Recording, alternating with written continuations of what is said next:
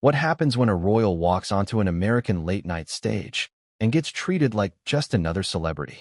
No bows, no titles, just Prince Harry. And even that was said with a smirk. The cameras captured laughter.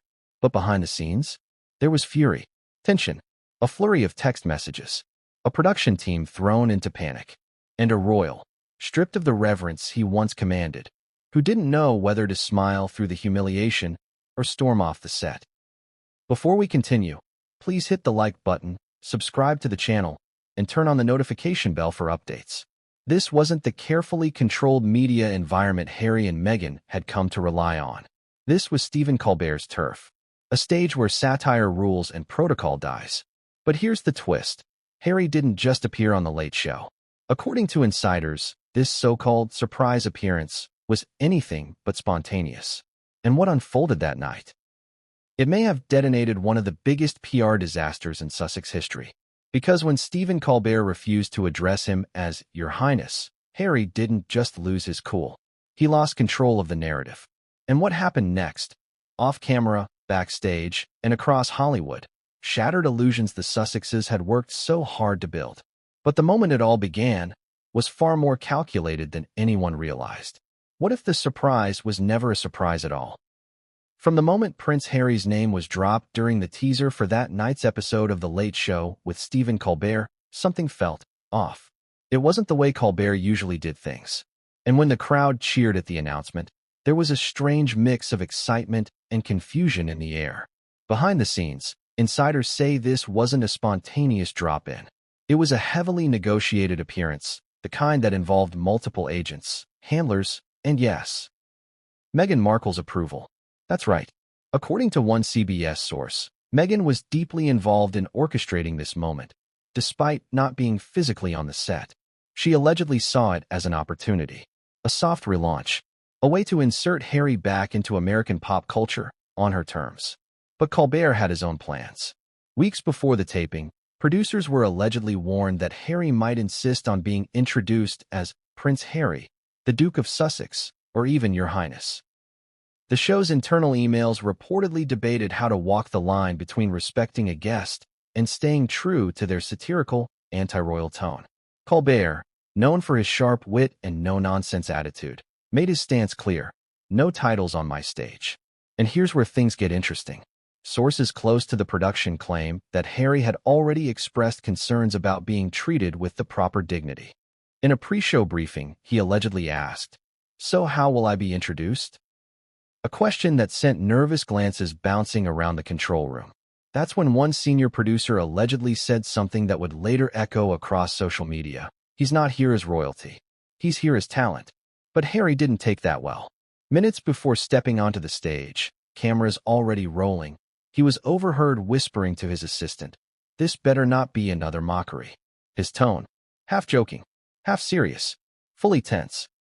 And then, just seconds before his cue, a runner handed him a small card. A last-minute message from someone unexpected. It was brief, just a few words.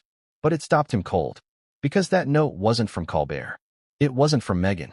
And it wasn't from the producers. It was from someone who had warned him not to go through with this appearance in the first place. What happens when you're expecting royal treatment and get introduced like a stand-up comic instead? The moment had arrived. The lights dimmed. The band played. Colbert's voice rang out over the applause. "Ladies and gentlemen, please welcome Prince Harry." That was it. No Duke of Sussex. No His Royal Highness. Not even a pause for gravitas. Just two clipped words delivered with the same tone Colbert might have used for any mid-tier celebrity promoting a memoir or a Netflix docuseries. And just like that, the temperature in the room changed. At first glance, Harry seemed to take it in stride. He walked out smiling, nodding toward the audience, even managing a half-wave. But to the trained eye, that smile didn't reach his eyes. There was a flicker, barely visible, of something sharper. Not fear, not confusion, resentment. Multiple audience members who attended the taping would later post on X, formerly Twitter, that they sensed tension the moment he walked on stage. One user even claimed, "It was like watching someone try to stay polite while getting roasted at their own birthday party." Stephen Colbert, meanwhile, kept his tone breezy and upbeat. "So glad to have you here," he said, offering Harry a seat. "We don't often get royalty in the studio, unless you count Beyoncé."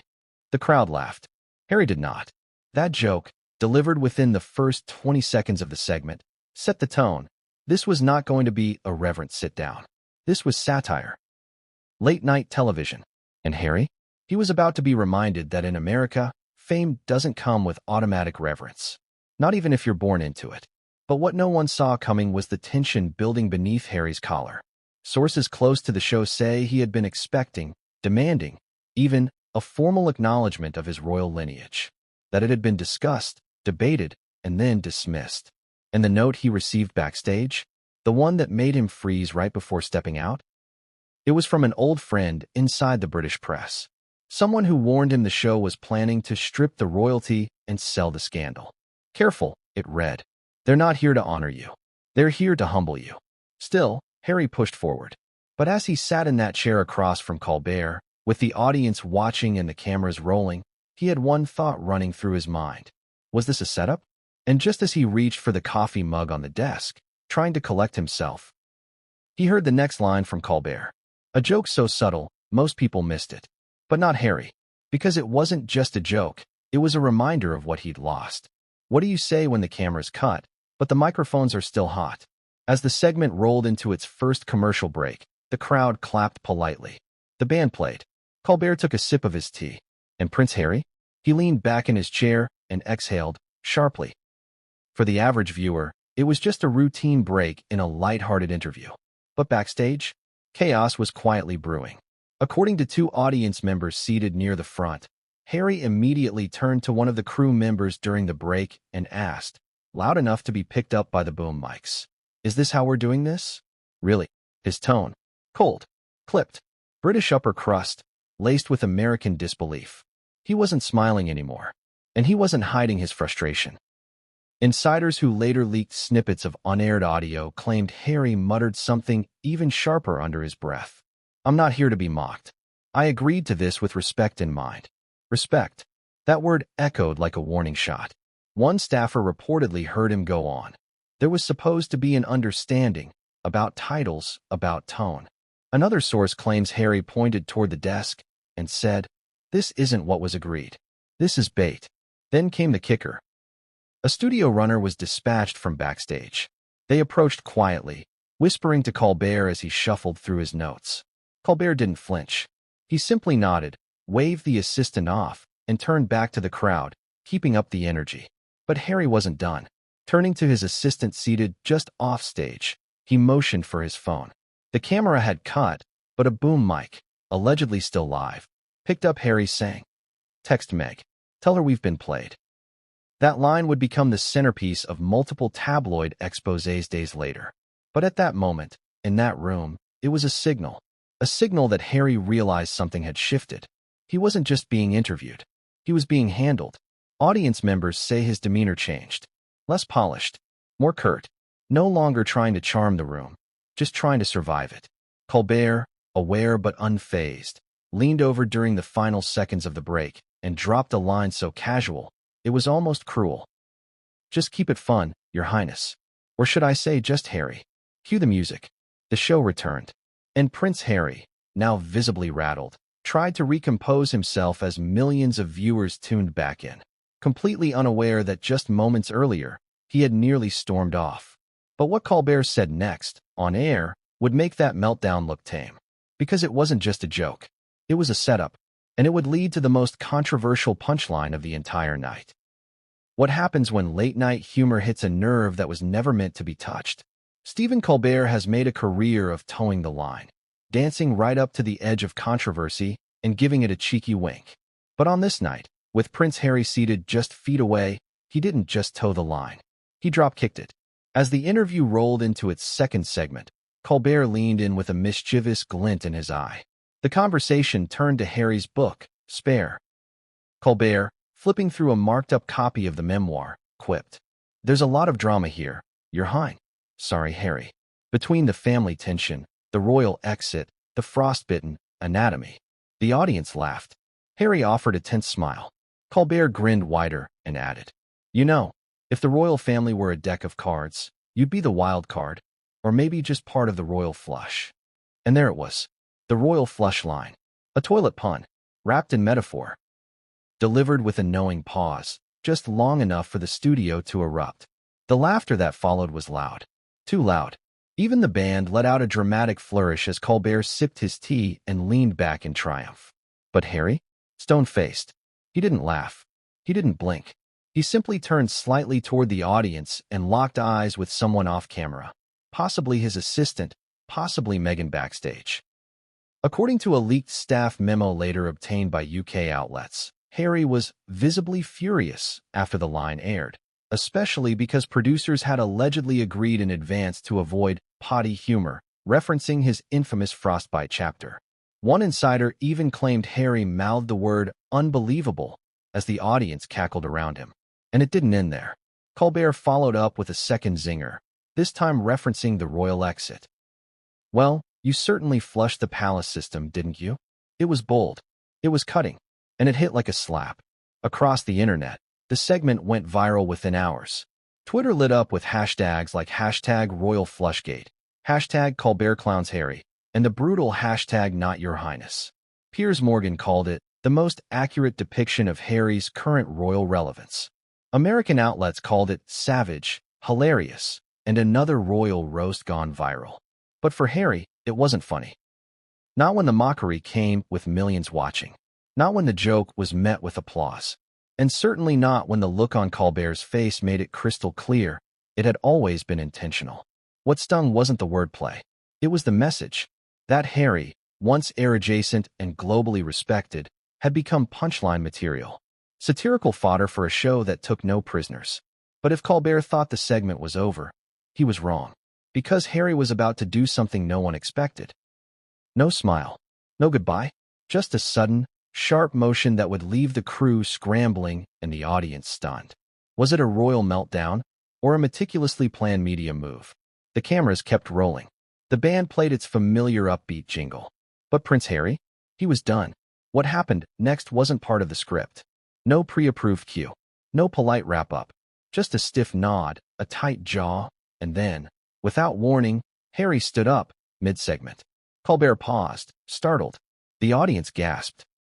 There was no joke, no banter, just a heavy silence as Harry turned toward the wings of the stage, muttering something that never made it to broadcast. According to one audience member seated near the front row, it looked like Harry mouthed, "I'm not doing this." Colbert, to his credit, tried to recover. "Well, folks, I guess royalty doesn't like playing cards," he joked nervously, eyes darting toward his producers. But backstage, it was chaos. Crew members scrambled as Harry disappeared behind the curtain. Meghan, allegedly watching the taping in a private green room, was said to be pacing frantically, phone in hand, whispering to her LA-based publicist. Some reports suggest she tried to intercept Harry before he left the building entirely. Others say she demanded the footage be cut or edited before airing. The CBS team, caught in the middle, had a dilemma. Air the walk-off or stitch together the footage to make it look like the interview ended smoothly. The final broadcast? Polished. Neat. But keen-eyed viewers noticed an awkward jump cut and a suspiciously abrupt ending. It didn't take long for backstage leaks to hit the tabloids. Within 24 hours, British media was ablaze. Harry storms off set after Colbert humiliation. Prince or prima donna? Sussex drama spills into U.S. late night. Meghan furious at CBS over uncontrolled optics. And just like that, what should have been a charm offensive turned into a PR inferno. But here's where it gets murky. Some insiders now believe the exit wasn't entirely spontaneous. That Harry's team had considered walking out as a calculated power move if the segment went south. That his media advisors had floated the idea of creating a viral moment, one that could reclaim the narrative and generate sympathy. But the plan, if it ever existed, backfired spectacularly. Instead of looking bold or principled, Harry came off, rattled, thin-skinned, entitled, fragile under pressure. Worse, the American public didn't rally to his defense. They laughed. Colbert's fans flooded social media with memes, clips, and satirical takes. The royal flush joke became a trending TikTok sound. Edits appeared of Harry storming off over pop music and toilet flushing sound effects. One video titled, when your entitlement isn't on the guest list, garnered over 3 million views in 24 hours. And then came the fallout. A call, quiet, desperate, direct, to Buckingham Palace. Because when the jokes stopped and the applause faded, Harry was left with a terrifying question. If he wasn't being treated like a prince in America, then where did he still belong? When the phone call was finally made, no one picked up. In the aftermath of the Late Show debacle, with clips of Harry's icy walk-off flooding social media, the Sussex camp initiated what insiders now describe as damage control mode, Tier 1. According to multiple sources close to Archewell, Harry's team reached out to the only institution that still had the symbolic power to stabilize the narrative, Buckingham Palace. But what they got in return was silence. Not cold, not dismissive, just nothing. And that silence? It said everything. An aide close to the palace reportedly confirmed that Harry's office informally reached out the morning after the taping aired, hoping for clarifying support on titles, protocol, and royal status abroad. Translation? They wanted the palace to validate that yes, Harry should still be addressed as His Royal Highness, even in America.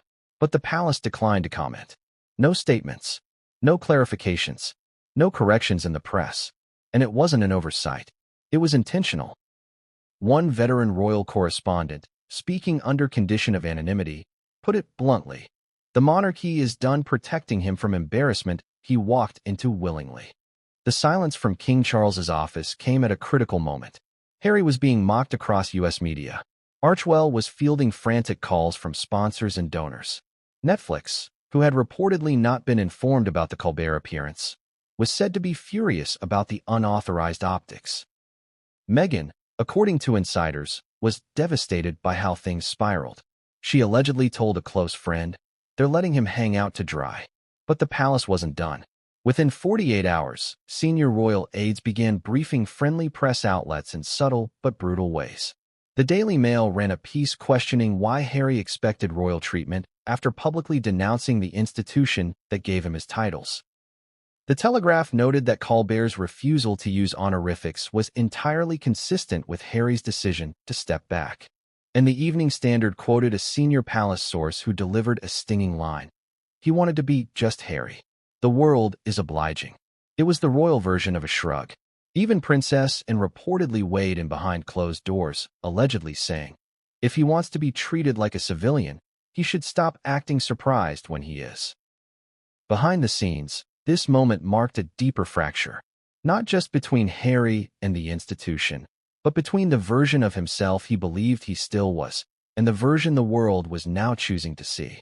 He wasn't being treated like royalty. He was being treated like a celebrity. And in celebrity culture, if you can't take a joke, you become the joke. And just when Harry's team thought it couldn't get worse, it did. Because as the palace leaned back in silence, one of Colbert's past segments suddenly resurfaced. A monologue, a joke, a throwaway bit that now looked like a warning. And Harry? He had walked straight into the punchline months after it was first delivered. What if the whole thing was never meant to be friendly? Just hours after Prince Harry's tense Late Show appearance aired, the internet did what it always does best. It dug. And what it unearthed wasn't some blurry backstage video or a leaked text chain. It was a clip, a forgotten monologue, a sharp, satirical jab from Stephen Colbert, aimed directly at Meghan and Harry. It was dated nearly a year before. In the segment, Colbert joked about the couple's infamous Oprah interview and the wave of commercial deals that followed. With his trademark grin and theatrical sarcasm, he quipped, they wanted privacy, so they told their story to Oprah, then Netflix, then Spotify. Can't wait for the Lego set. Laughter, mock applause, and then, the final kicker. I think we've discovered the royal couple's new job titles, the Duke and Duchess of Monetize. Ouch.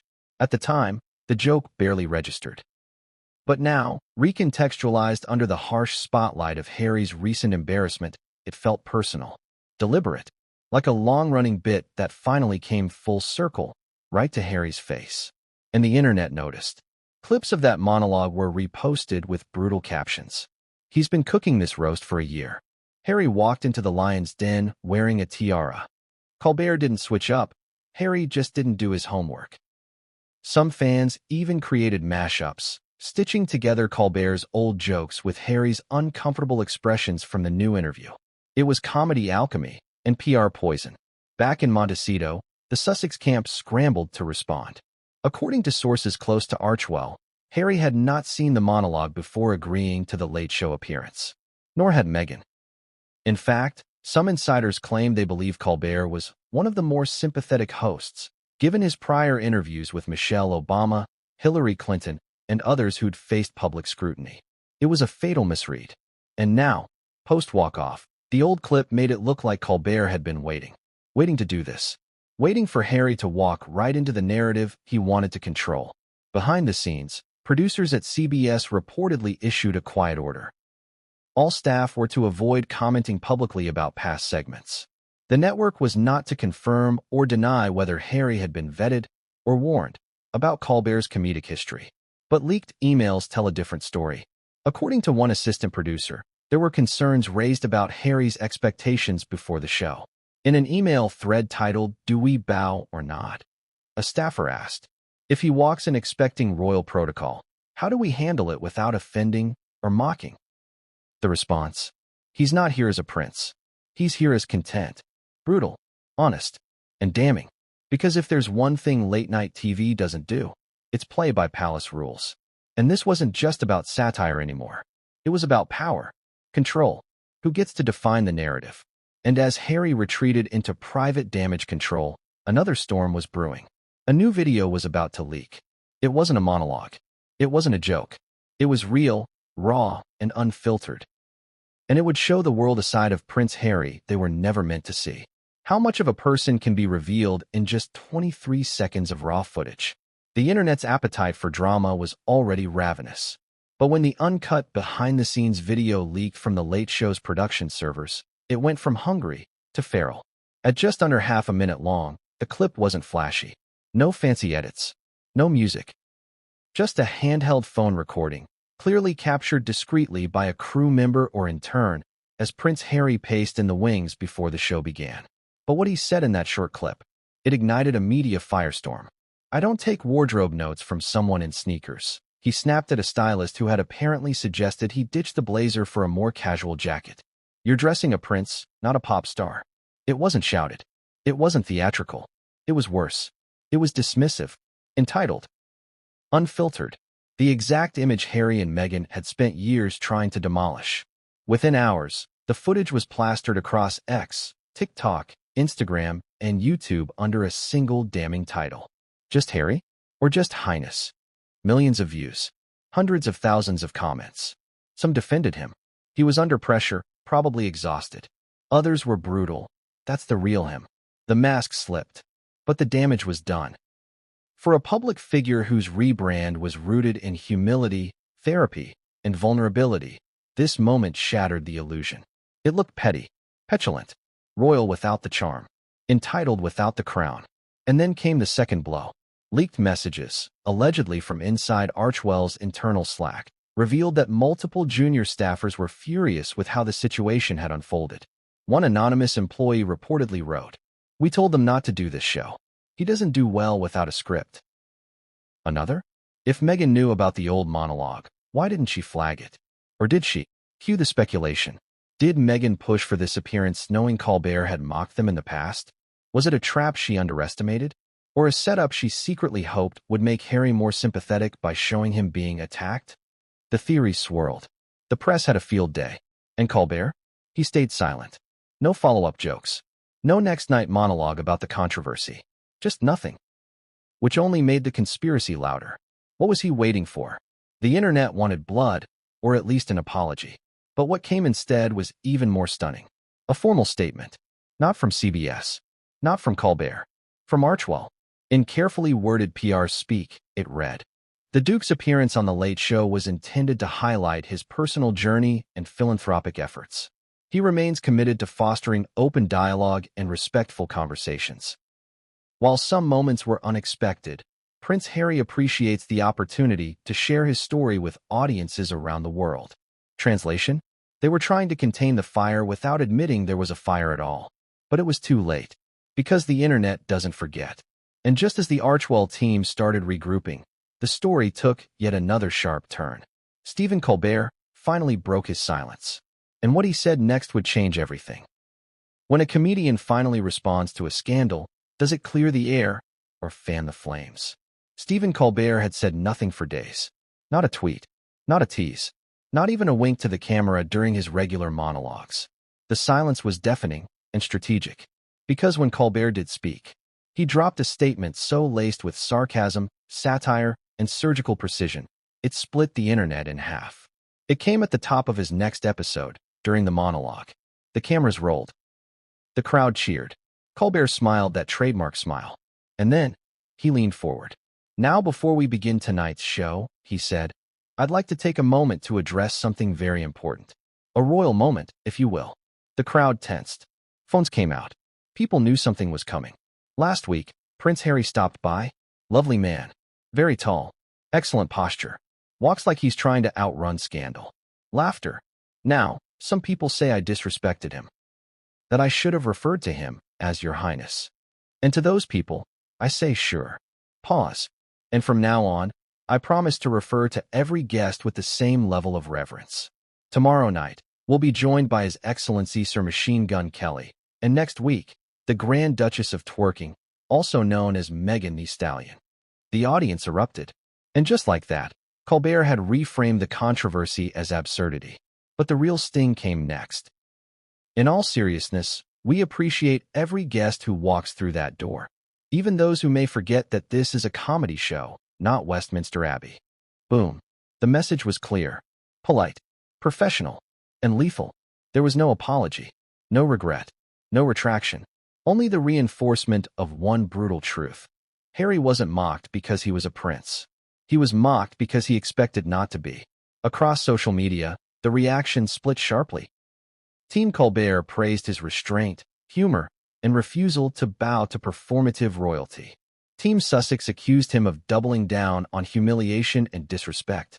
One viral tweet summed up the split. Harry thought he was walking into a PR puff piece. He walked into a late-night lion's den. And Colbert? He ate. The irony? Colbert's monologue, while mocking Harry, actually softened some public sentiment toward him. Suddenly, the image of Harry as a stiff, awkward guest felt less like entitlement and more like a man clearly out of his element. A man who was expecting reverence and got roasted. But behind closed doors, sources say Harry was livid. One Archewell insider claimed Harry called the Colbert monologue a cheap shot and was disappointed Stephen chose to escalate things rather than de-escalate. Meghan, reportedly, was even more incensed. She allegedly told a friend, "We gave them access. They gave us ridicule. And now, with Archewell's reputation fraying and their Netflix projects under scrutiny, the Sussexes made a move few expected. They reached out to Oprah. Because when the media burns you, you run to the one person who once made the world stop and listen. But even Oprah couldn't fix what was coming next, because Netflix had just found out about the Colbert fiasco after the fact, and their patience was about to run out. What do you do when your comeback strategy goes viral for all the wrong reasons? For Meghan Markle, the answer was simple. You call Oprah. Within 48 hours of the Colbert disaster airing, and less than 24 since Stephen's blistering monologue response, Meghan had already reached out to the one media power player she still trusted. According to insiders, Oprah didn't answer right away. But when she did, the conversation was brief and sobering. One source with knowledge of the call claims Oprah's advice was clear. You've got to stop chasing these optics. It's not helping him. Let the public breathe. Let that sink in. Even Oprah, the woman who helped reintroduce Harry and Meghan to the world with that bombshell 2021 interview, now believed they were overexposed, overreaching, out of sync with the public mood. But there wasn't time for reflection, because Netflix was calling next, and they weren't calling to check in. They were furious. Multiple leaks confirmed that Harry's team had not informed Netflix executives that he was appearing on The Late Show. There had been no coordination with their PR machine, no alignment with upcoming projects, no opportunity to soften or frame the fallout. According to one executive, the streaming giant felt blindsided and burned. They want us to support the brand, a Netflix insider allegedly said, but we're not being looped in on basic reputation risk. That's unacceptable. Behind closed doors, Netflix started doing internal damage assessments. Their upcoming Sussex-related documentary projects? Suddenly under review. A proposed follow-up to Heart of Invictus? Quietly shelved. Harry's scripted mental health docuseries? Delayed indefinitely. The message was loud and clear. If you want our platform, you play by our rules. And the Sussexes weren't playing anything close to the game. Inside Archewell, tensions boiled. PR consultants debated whether to launch a counter-interview. Meghan reportedly floated the idea of going on The Tonight Show with Jimmy Fallon, alone, to steer the public conversation back toward her brand, motherhood, resilience, activism. But that idea was quickly shut down. Why? Because no one wanted another comedy set. Not after Colbert. Instead, Harry's team started pursuing something quieter, a sit-down with a serious journalist. Maybe Christiane Amanpour. Maybe Anderson Cooper again. Someone who wouldn't make toilet jokes about the royal family. But even that came with risks. Because right now, anything Harry touched became tabloid kindling. A former Archewell staffer, who recently left the foundation, summed up the internal mood in one line. We keep trying to reframe him as relatable, but we keep putting him in rooms where he's not. It was brutal, honest, and increasingly obvious to everyone. The Sussex brand wasn't crumbling because of lack of content. It was crumbling from overexposure. And then came the final blow. A headline across British and American media that no one saw coming. Not from Colbert, not from Netflix, but from Kensington Palace. Because while Harry was dealing with comedy fallout in Hollywood, Kate Middleton had just made her move, and it landed with surgical timing. A surprise public appearance. No announcement. No fanfare. Just Catherine, the Princess of Wales, stepping into a children's hospice event with warmth, grace, and genuine ease. And the British press? They lapped it up. True royal class returns to the spotlight. Kate shows the power of quiet strength. While Harry fumbles in America, Kate wins hearts at home. It was a PR masterstroke. No interviews. No complaints. No controversy. Just presence. And that contrast between Kate's poise and Harry's chaos wasn't just accidental. Some believe it was engineered. But what came next would blow the roof off the entire Sussex media machine. Because an internal CBS staffer was about to break ranks. And the story they leaked would make Harry's walk-off look like child's play. Was Prince Harry booked for a comeback, or set up for a spectacle? Until now, everything about his late show appearance had been brushed off as miscommunication. A misunderstanding. A cultural clash between royalty and late-night satire. But when a CBS staffer, anonymously and at great risk, spoke to a tabloid under condition of confidentiality, the narrative took a darker, more calculated turn. Because according to this insider, Harry was never meant to be honored. He was meant to be exposed. In an exclusive report published by the Daily Beast, the staffer revealed that Harry's appearance had been pitched internally not as a respectful sit-down, but as a Trojan horse segment designed to draw viewership through subtle humiliation. Their words, not ours. The idea was, get him in, make it look friendly, but poke holes in the prince persona live on air. That was the brief, and the team ran with it. They even had a name for the segment in the planning doc, The Prince and the Paper Crown. According to internal emails leaked to reporters, multiple Colbert writers had brainstormed pre-interview questions with that exact angle in mind. One writer reportedly suggested, what if we ask him what it's like to go from being an heir to spare to just a guy who shops at Erewhon? The joke didn't make the final cut, but the intent was clear. And here's where it gets even worse.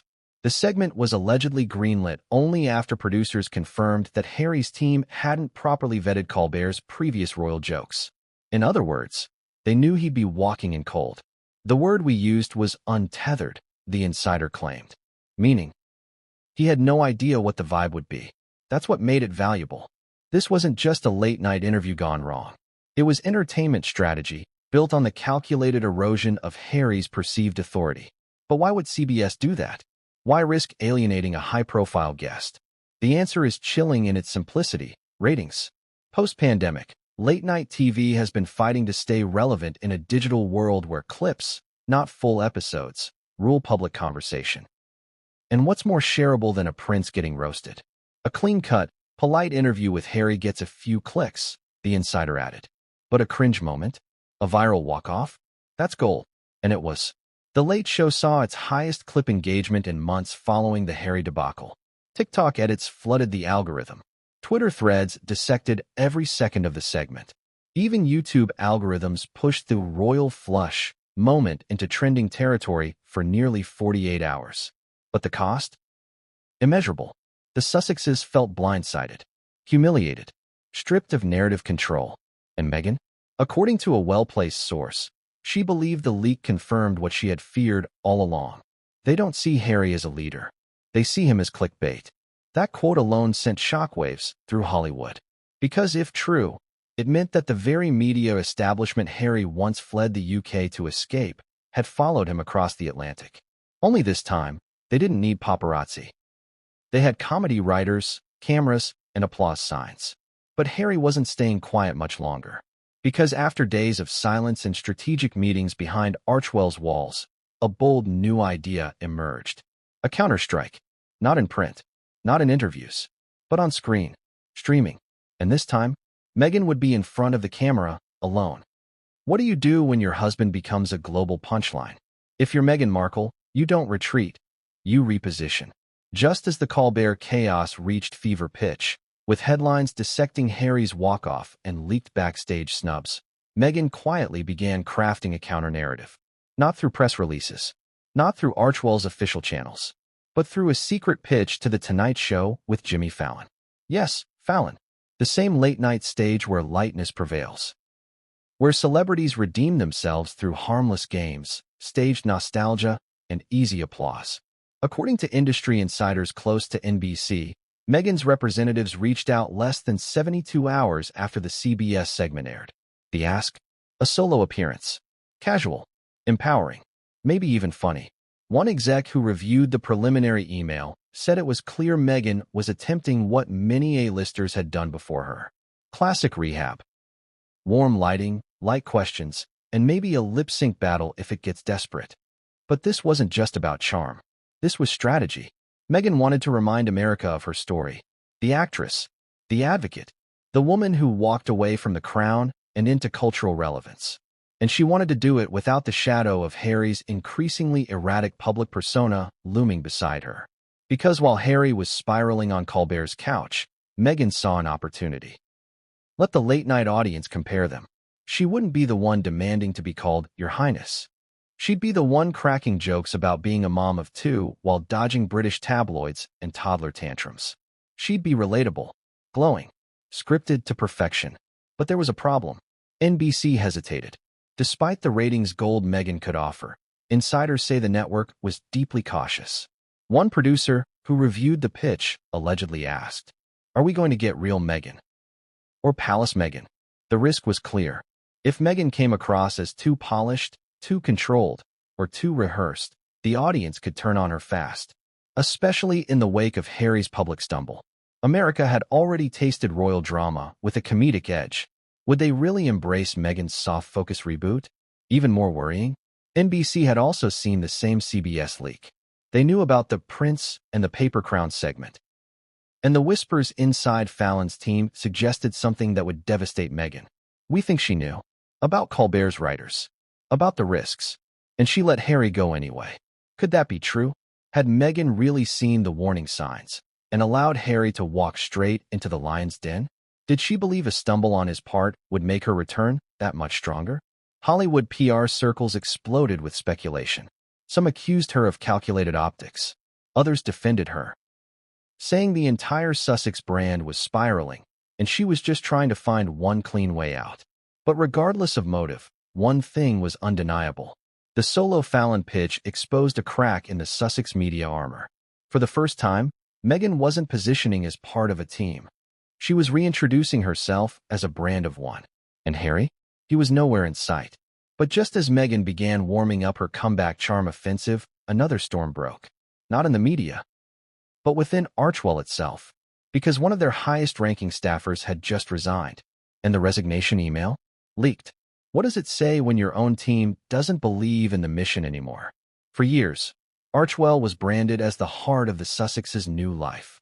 A platform for compassion and action, a home for bold ideas, documentaries, philanthropy, and carefully crafted narratives. But in the shadow of Harry's Colbert debacle and Meghan's solo Fallon pivot, Archewell wasn't just wobbling. It was imploding. On a quiet Wednesday morning, news broke that a senior communications director, one of the earliest hires at Archewell, had officially resigned. That alone would have made headlines. But it wasn't the departure itself that shocked people. It was the tone of the resignation email and the fact that it had been leaked. According to industry insiders, the email was sent to the entire Archewell team, marked internal only. But within hours, snippets appeared in tabloids, starting with a brutal headline in the New York Post. Senior Archewell staffer quits over ego-driven culture. The leaked portions were scathing. This organization was built on the promise of empathy and integrity. Unfortunately, recent decisions suggest we are prioritizing visibility over values. There is a growing disconnect between what we claim to stand for and how we operate behind closed doors. I cannot, in good conscience, stay silent while our brand becomes synonymous with chaos control and ego management. The final line? We were supposed to change the media. Now we're just another headline. Boom. The resignation rocked the Archewell core. Staff morale plummeted. Internal Slack channels reportedly exploded with reactions, passive-aggressive emojis, and a near-total shutdown of external communication while senior leadership regrouped. Harry, according to one source, was blindsided. He had allegedly just wrapped a crisis call with Netflix's documentary division when the email went public. Meghan was said to be furious and deeply betrayed. But here's where things get even more damning. That same week, at least 2 junior team members quietly submitted exit notices. One of them, according to a Page 6 source, cited loss of vision and complete lack of direction in a private HR exit interview. A second was more blunt. We were building a mission. Now it's just managing fallout. At this point, Archewell had not yet issued a public response. But behind the scenes, legal teams were scrambling. Could the resignation email be tracked? Was it a whistleblower violation? Or was it something more dangerous? A pattern? Because this wasn't the first defection. Over the last 18 months, Archewell had quietly lost its head of content, chief of staff, and communications lead, all departures that were brushed off as creative transitions at the time. But now, it looked like a trend, a collapse. And as the leaks mounted, donors and corporate partners started getting nervous. One brand partner, whose company donated to Archewell's Sustainable Community Initiative, was quoted as saying, "We supported a cause. What we see now looks more like a celebrity fire drill." Harsh, but not inaccurate. By now, Archewell's team wasn't planning launches. They were plugging leaks. And in a final, symbolic gut punch, Meghan's Fallon appearance, once seen as her graceful solo reset, was quietly postponed due to scheduling issues. Translation? NBC backed out. Whether it was internal risk assessment or growing public fatigue, the network wasn't willing to gamble its own reputation on the Sussex's fragile image. And that left Harry and Meghan exactly where they didn't want to be. Not misunderstood, not victimized, but irrelevant. Because in the brutal world of American media, the most dangerous thing isn't being mocked. It's being ignored. But just when it seemed the Sussex storm had finally lost its thunder, a new name entered the headlines. Not Charles, not William, not even Meghan. It was Kate. And what she did next tipped the balance of public sympathy in a way no one expected. What if the loudest answer to scandal is silence? While Harry and Meghan scrambled to control narratives from Montecito, while Archewell spun like a PR merry-go-round and late-night clips replayed Harry's humiliation in endless loops, another royal quietly stepped into the spotlight. No interviews, no press conferences, no rebuttals, just one photo, one appearance, and one perfectly timed message. Catherine, Princess of Wales. It happened during a routine engagement. At least, that's what Kensington Palace claimed. A visit to a children's hospice in Norwich, quietly announced just hours before. No fanfare, no press caravan, but a lone photographer, embedded with the royal pool, captured what would become the most circulated image of the week. Kate, crouched down beside a young patient, smiling softly, her eyes kind but clear. A hand on the child's shoulder. No designer flash. No curated glamour. Just grace. Within minutes, the image flooded Royal Watcher Twitter.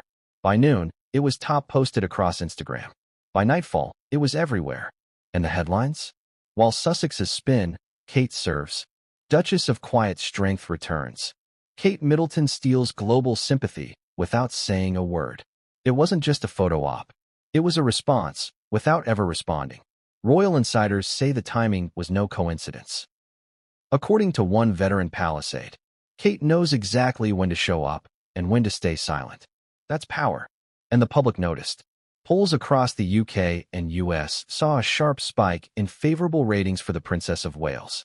Even American commentators, once more sympathetic to Meghan's side, started to shift. CNN's morning panel remarked, "Say what you will about the firm, but Kate Middleton knows how to deliver stability in an unstable narrative." But it wasn't just TV. Social media exploded with side-by-side comparisons. On one side, Meghan's carefully crafted Archewell clips, branded graphics, and inspirational quotes. On the other, Kate in a simple coat, hair in a ponytail, listening, really listening, to a patient talk about their favorite cartoon. And the contrast? Devastating. A viral meme put it this way. One walks in with cameras. The other walks in and becomes the moment. Even late-night hosts. Yes, the very arena that roasted Harry. Praised Kate's poise. Jimmy Kimmel aired the photo with a joking caption. Meanwhile, back in Britain, someone isn't losing their mind on TV. The punchline landed, because it felt true. And while the Sussexes were trying to reclaim control through interviews, emails, crisis meetings, and reshuffled Netflix plans, Kate was doing the one thing none of them could manage anymore. She was being normal. That, ironically, had become the most radical act. But what made this moment sting the most for Harry wasn't the photo. It was what didn't happen afterward. No interviews with Kate explaining her visit. No behind-the-scenes Archewell-style blog post. No teary reflections about motherhood or resilience. Just the work. Just the presence. And for a man who had once believed the royal family was trapped, Kate's silent elegance looked like freedom. Meanwhile, back in California, the Sussex strategy meetings dragged on. And just when they thought they had weathered the worst of it, Netflix made a decision. A hard one. And it wasn't about editing. It was about erasing. What happens when the one company that backed your vision suddenly ghosts you? For months, Netflix had been the Sussex's safe harbor. The $100 million deal. The glowing promo trailers. The promise of creative freedom, emotional truth, and polished storytelling. But after the Late Show meltdown, the Archewell resignations, and the rising public backlash, Netflix didn't just grow quiet. It grew cold. It started with the silence. Quiet but calculated. Calls from Archewell to Netflix PR? Delayed. Requests to promote Meghan's children's series? Punted. A pitch for a new mental health leadership documentary from Harry? Met with non-committal emails and scheduling excuses. And then came the final blow. A production meeting, originally scheduled to finalize the Sussex's next slate of content, was outright cancelled, with no reschedule in sight. According to two sources inside the streamer, top executives had begun reassessing the brand alignment. Translation? Netflix didn't want to bankroll royal drama that wasn't producing sympathy, views, or prestige. And even worse, their internal data told the whole story. Viewer metrics on Harry and Meghan, their once explosive docuseries, had plateaued. The spike after Colbert's fiasco? It brought attention, but not retention. They're not clicking for inspiration anymore, one exec said. They're clicking for the car crash. That's a death sentence in Hollywood. Because no matter how famous you are, if you become a liability, you get dropped. Quietly, legally, but decisively. Rumors swirled fast. That Netflix was soft-freezing Sussex projects. That internal memos had labeled Archewell's brand reputationally high risk. That certain execs felt the couple's personal unpredictability made them unmarketable. And then, the final confirmation. An internal listing of Netflix's 2026 development slate was leaked to trade journalists. Big names, big projects, but not one mention of Harry, or Meghan, or Archewell, not even in development. Just gone. When approached for comment, a Netflix spokesperson offered a standard line. "We're proud of the work we've done with Archewell and continue to explore opportunities as appropriate." Corporate speak for, "We've moved on." Back in Montecito, the mood shifted instantly. Harry reportedly felt betrayed.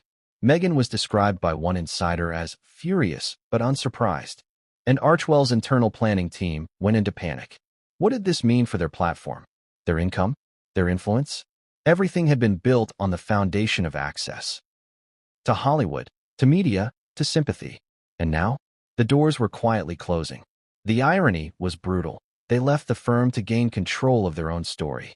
But now, they had neither the crown nor the crown jewel of streaming. And in Hollywood, your last hit doesn't buy you forever. So what's left when the media, the palace, and the public all start walking away? You try something desperate. Because just as it seemed the Sussex spotlight had finally dimmed, a new headline hit the wire. Not about Colbert, not about Netflix, but about Harry. And it involved a private legal letter sent to CBS. When all else fails, silence, charm, media manipulation, there's only one weapon left. Lawyers. In the weeks following Prince Harry's disastrous Late Show appearance, a storm of humiliation, internal leaks, resignations, and Netflix's quiet withdrawal left the Sussex image in tatters. Archewell was adrift. Meghan's solo comeback had stalled. And Harry? He did something no one predicted. He lawyered up. It wasn't a lawsuit, not yet. But multiple insiders confirmed that a formal legal letter was sent from Harry's team to CBS. The subject? Defamation, misrepresentation, and breach of guest agreement. The wording was precise, measured, but unmistakably threatening. According to reports, the letter accused The Late Show of ambushing Harry under false pretenses, that he was promised a respectful, charitable-centered segment and was instead subjected to satirical degradation. The letter demanded a full internal investigation into the segment's planning, a retraction or clarification on air by Colbert, and, most controversially, the removal of clips containing the royal flush joke from official CBS digital platforms. CBS, predictably, did not comply. They responded with a brief acknowledgement, but offered no retraction, no apology, and certainly no clip removals. Why? Because Harry hadn't been slandered. He'd been roasted. Like any other public figure who willingly steps onto a satirical stage. And in America, that's not a crime. It's contempt. Still, the legal threat sent waves through the entertainment world. Some sympathized. Others laughed. And then came the final headline of the cycle. A gut punch to the Sussex's PR machine. Public support for Harry plummets after Colbert fiasco, poll finds. A UK/US joint survey revealed what many had suspected. 72% of Americans found Colbert's tone appropriate or funny. 63% believed Harry overreacted or lacked self-awareness. And only 18% felt he was treated unfairly. Worse, younger demographics, Harry and Meghan's supposed core audience, were the most cynical. The brand built on breaking away from the crown now looked like it was chasing relevance through it. And so we're left with this. A man once born into reverence, once seen as the rebellious royal who dared to walk away. Now reduced, in the public eye, to a figure demanding recognition while the world chuckles and scrolls on. Because ultimately, this saga wasn't just about a late-night show. It was about legacy, about how easily one's image can be reshaped by silence, by satire, by a single viral clip. And in trying to control the narrative, Harry may have proven what his critics always believed, that the title matters more to him than he was ever willing to admit. So what now? That's the question. Does Harry disappear again? Regroup? Re-emerge on his own terms? Or does this mark the moment the Sussexes lose the one thing they fought so hard to keep? Not their titles, not their deals, their voice. Because in the world of media, there's one rule harsher than any royal protocol. If you can't take the joke, you become one. Thank you for watching. If you found this expose fascinating, shocking, or just wildly entertaining, hit that like button. Subscribe for more deep dives into the world where royalty meets celebrity, and leave your thoughts in the comments. Should Colbert have bowed? Did Harry go too far?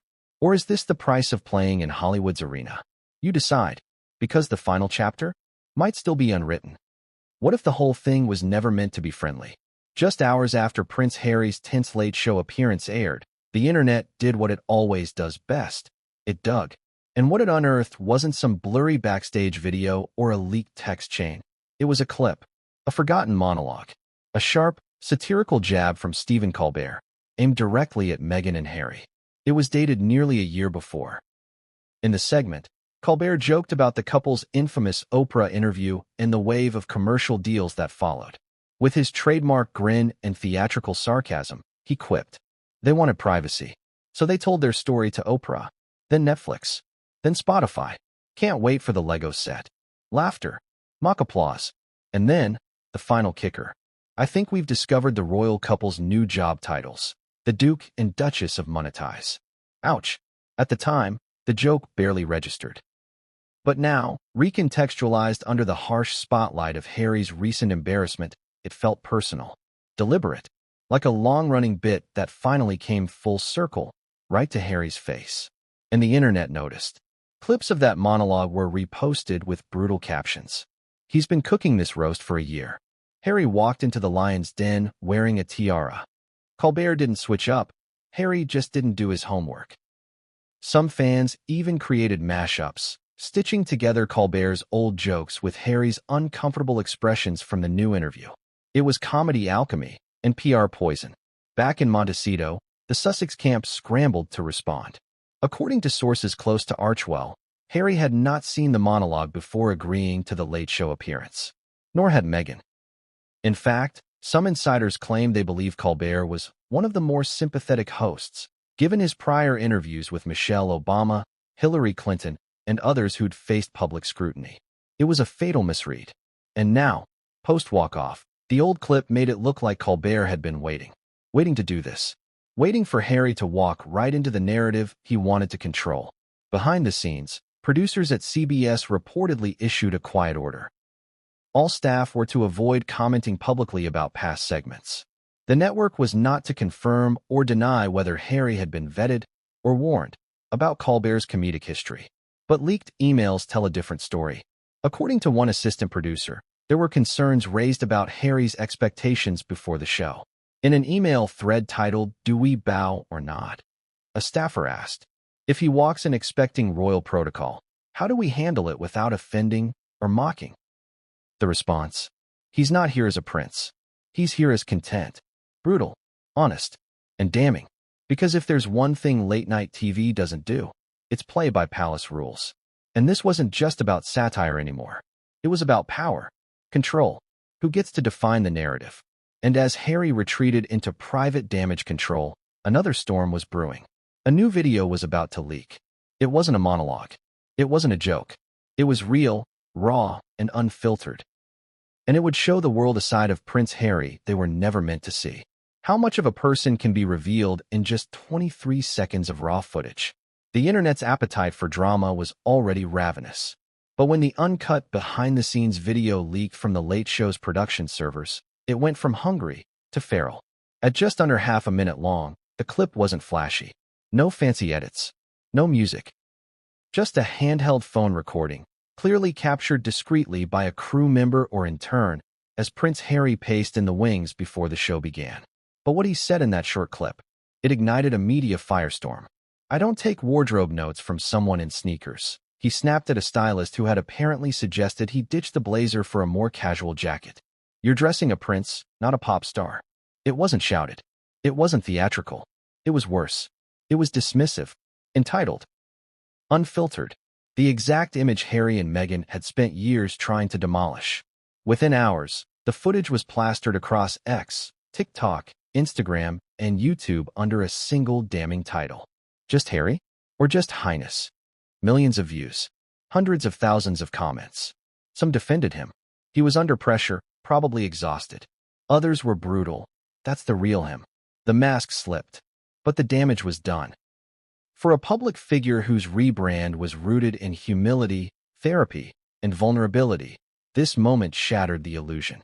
It looked petty, petulant, royal without the charm, entitled without the crown. And then came the second blow. Leaked messages, allegedly from inside Archewell's internal Slack, revealed that multiple junior staffers were furious with how the situation had unfolded. One anonymous employee reportedly wrote, "We told them not to do this show. He doesn't do well without a script." Another? "If Meghan knew about the old monologue, why didn't she flag it? Or did she?" Cue the speculation. Did Meghan push for this appearance knowing Colbert had mocked them in the past?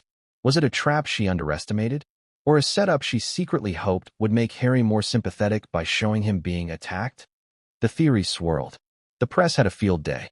And Colbert? He stayed silent. No follow-up jokes. No next night monologue about the controversy. Just nothing. Which only made the conspiracy louder. What was he waiting for? The internet wanted blood, or at least an apology. But what came instead was even more stunning. A formal statement. Not from CBS. Not from Colbert. From Archewell. In carefully worded PR speak, it read, "The Duke's appearance on The Late Show was intended to highlight his personal journey and philanthropic efforts. He remains committed to fostering open dialogue and respectful conversations. While some moments were unexpected, Prince Harry appreciates the opportunity to share his story with audiences around the world." Translation? They were trying to contain the fire without admitting there was a fire at all. But it was too late. Because the internet doesn't forget. And just as the Archewell team started regrouping, the story took yet another sharp turn. Stephen Colbert finally broke his silence. And what he said next would change everything. When a comedian finally responds to a scandal, does it clear the air or fan the flames? Stephen Colbert had said nothing for days. Not a tweet. Not a tease. Not even a wink to the camera during his regular monologues. The silence was deafening and strategic. Because when Colbert did speak, he dropped a statement so laced with sarcasm, satire, and surgical precision, it split the internet in half. It came at the top of his next episode, during the monologue. The cameras rolled. The crowd cheered. Colbert smiled that trademark smile. And then, he leaned forward. "Now, before we begin tonight's show," he said, "I'd like to take a moment to address something very important. A royal moment, if you will."